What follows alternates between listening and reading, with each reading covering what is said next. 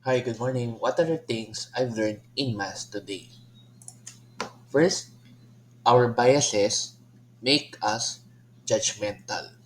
So, I'm sure lahat po tayo may mga biases sa buhay po natin, and that makes us judgmental to others, to other people, and to others' lives. Number two, social media is a plague and fosters fake news.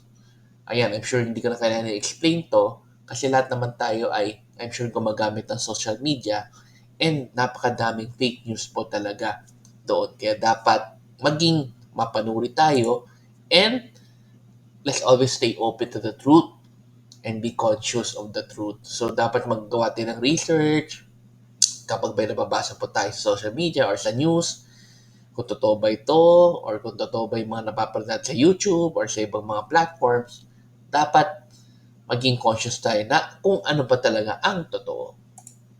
And lastly, number four, the grace of God will not affect us unless we have faith in Him. So, dapat talagang mas pagtibayan natin yung ating faith kay God, mas magdasal tayo sa Kanya, and mas lalong mag-ask tayo ng grace from Him. Let's end again with a simple prayer in the name of Father and Son and Holy Spirit. Amen.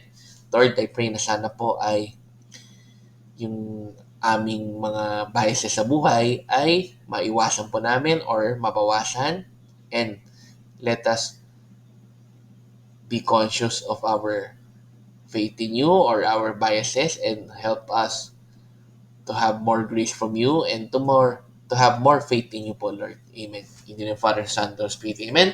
Good morning again to all of you. Have a great day. God bless. And let's end again with our simple Thanksgiving prayer. Daily thank you prayer.